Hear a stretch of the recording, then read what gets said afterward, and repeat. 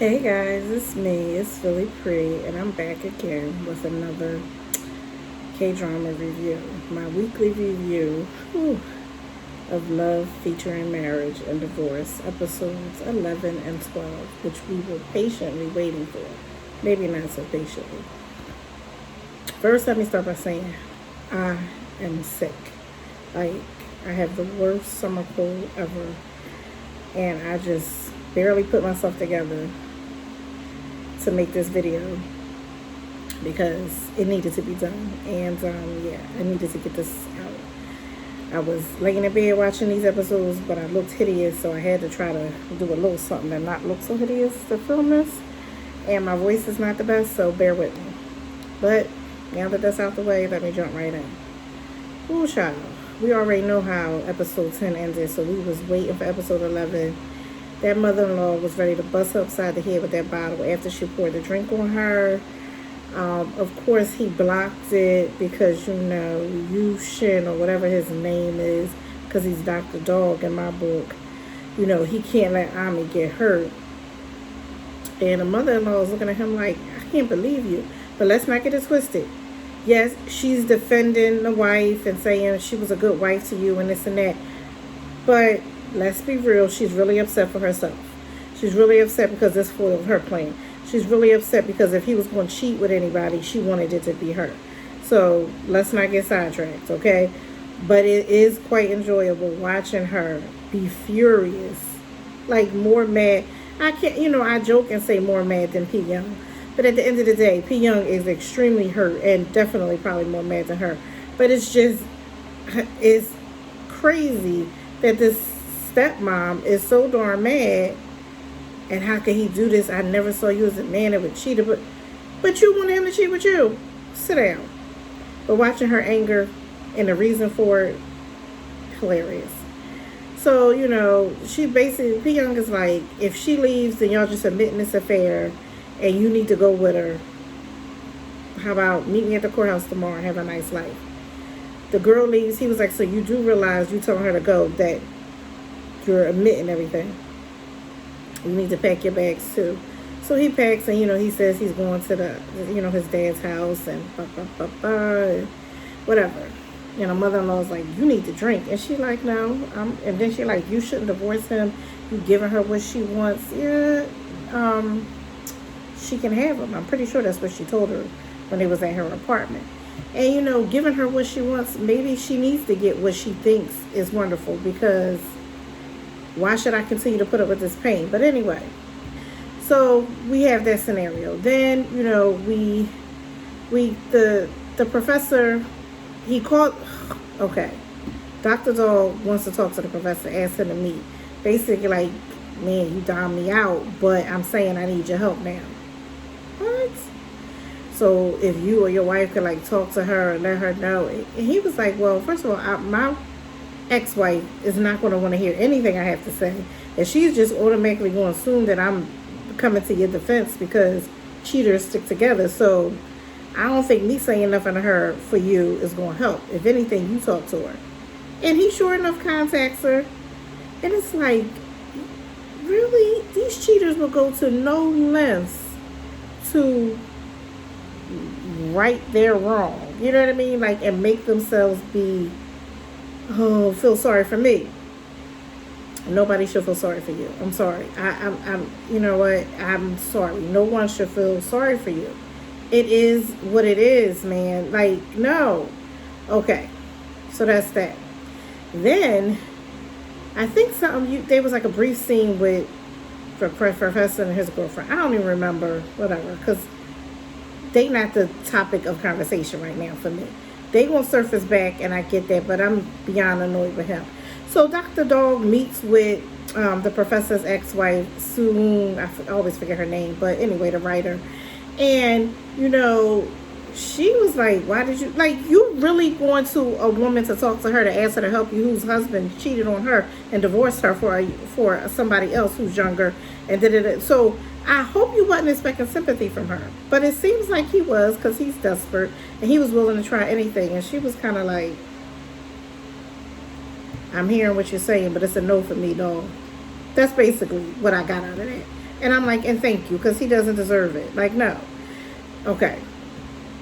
Then, I thought it was, wait, was that episode 11? Because I don't want to jump the gun, because I watched both, and I didn't do 11 first, like record. So, but I think it was 11. So in 11, you had a cute little thing with, like, the lawyer's mom and dad, and, like, he's really, like, seeing his wrong. He's a changed man, whatever. So they're getting, like, couple rings, and, he's just, like, making her feel loved all over again. And he should. Now, granted, he didn't cheat, but let's be real. He wanted to. He was, whatever. His intentions for Dong Mi wasn't pure at all. You was still lusting after her, longing after her, whatever it was. But in any event, his wife showed him, so he straightened up a little bit before he actually did the full deed of cheating.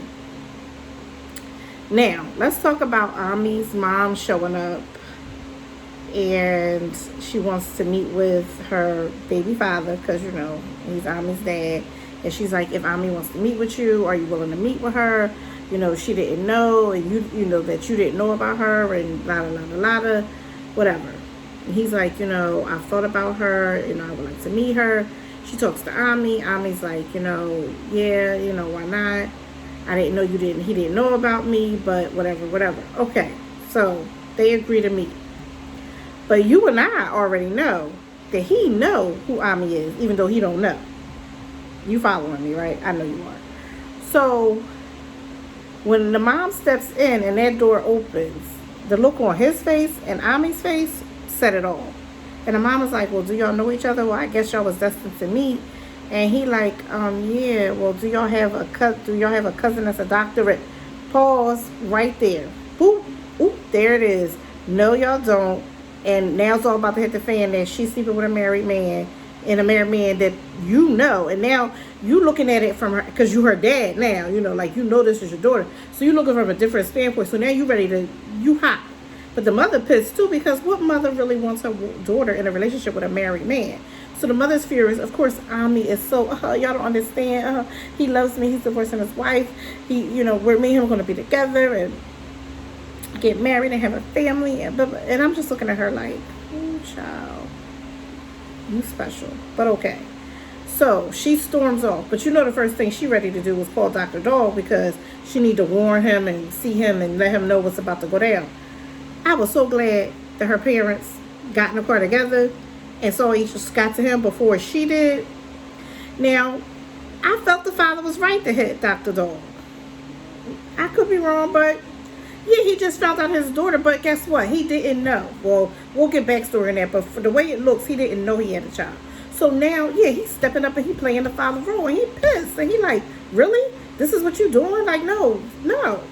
And of course, Dr. Dog was like, don't be hitting me. You don't understand the situation. He swear, don't nobody understand his situation. Don't nobody understand. He the only man that ever cheated, and nobody gets him, and nobody understands. Have several seats, doctor. Please, maybe you need to see a doctor, because something's wrong with you. Okay. We got that. And, of course, then Ami shows up. What happened? And he's like, we'll talk later, but whatever. And I'm just like, this is really my face. But anyway. So, we got that out the way. They mad, which is understandable. But I needed them to find out, Ami is telling her mom, like, what you don't understand. And of course, when you're in this situation, nobody ever understands. But anyway, enough about that. So, I'm pretty much just going, some other stuff probably happened at 11, but I'm jumping into 12. Because 12, literally almost the whole entire episode was Dr. Dog and P Young. And I felt like we needed that so much. Like, it was needed.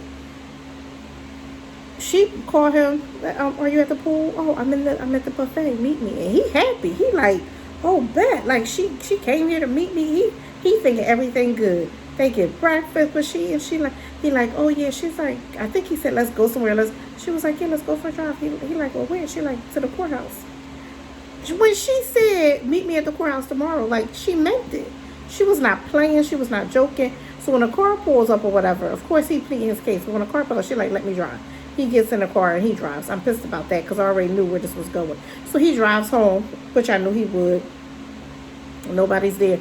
And I swear to you, they have this banter. This, like, literally the entire episode, like at least 45 minutes of the episode was him being what cheating men do. Like he pleading their case, then making excuses, then putting the ball in your court.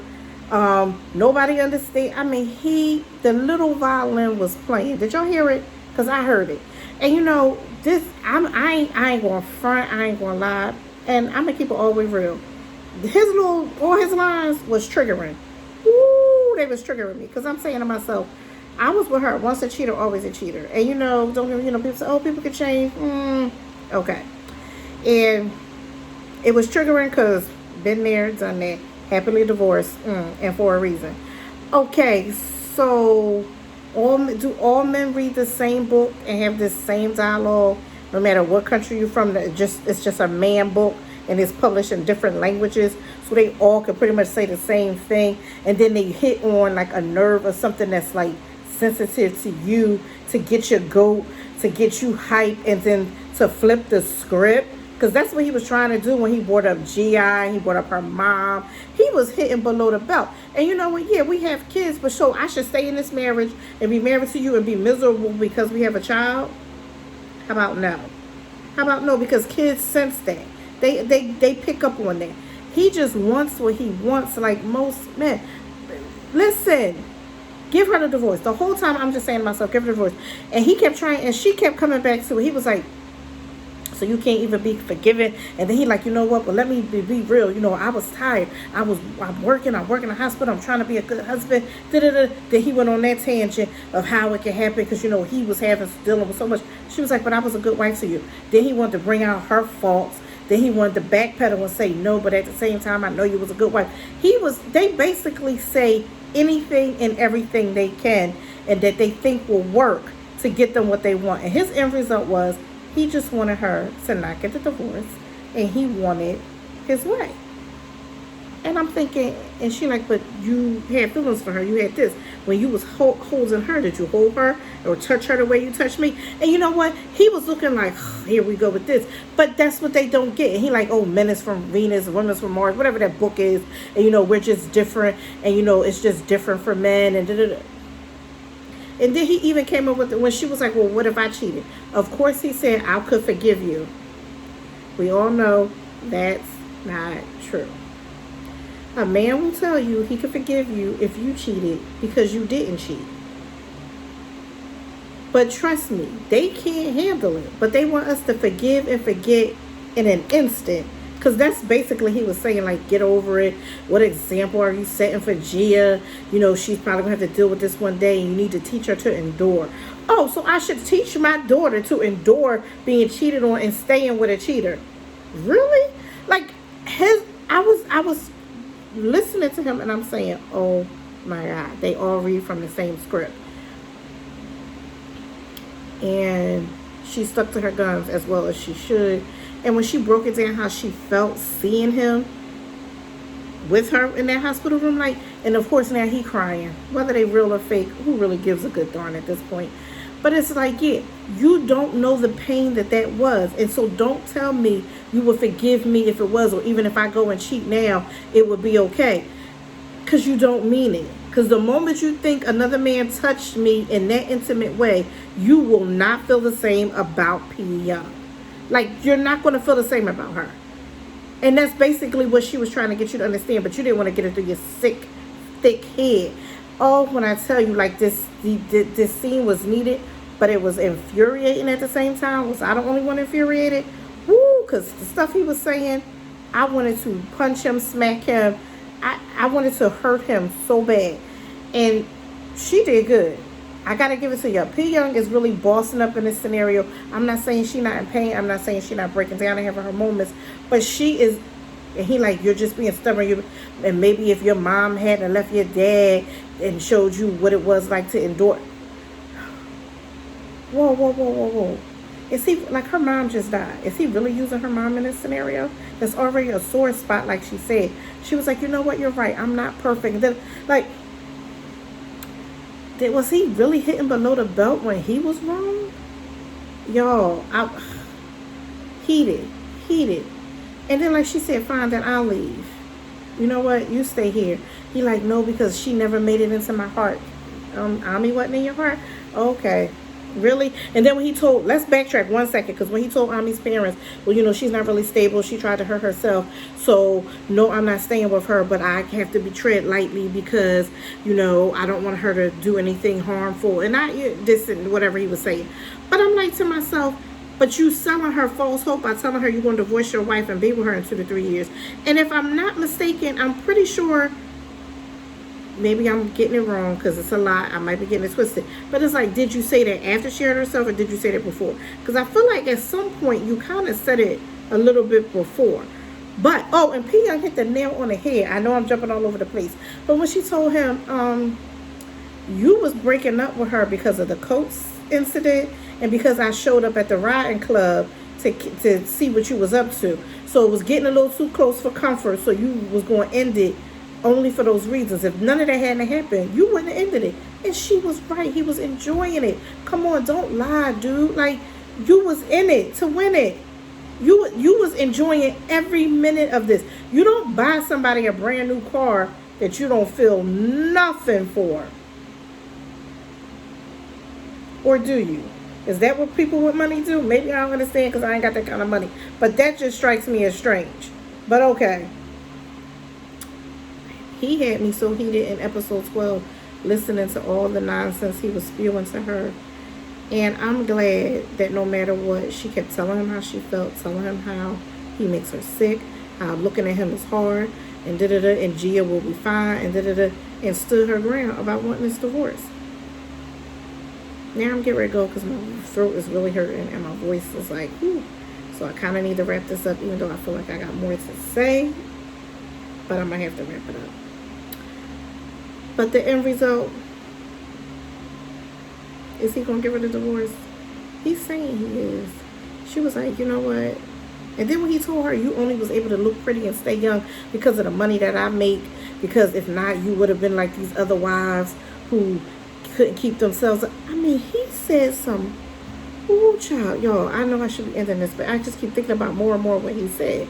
And then let's not get it twisted. The mother-in-law is crazy, the stepmother, because you gonna move in with him. He told you he wanted to be alone. He sent you back to the house. How about that? And then you still talk about something. Well, that young girl saying got nothing on me because da-da-da-da. So you, after all this, you still want him, and you feel no remorse towards P Young, but yet you felt bad for her when he was cheating with the Ami, but I guess it's okay if he cheats with you. She's a sick woman. Okay. But the end result, she was like, you know what, you can keep your alimony because I do have a job. Because if that's what you feel about your money, keep it. Just take care of Gia because at the end of the day, she is your responsibility. Pay for her schooling or whatever. I'm not asking for nothing else. He like, I'll give you the divorce, but on my terms, since the divorce is what you want. But, you know, I'll still pay alimony. You know what my thought is?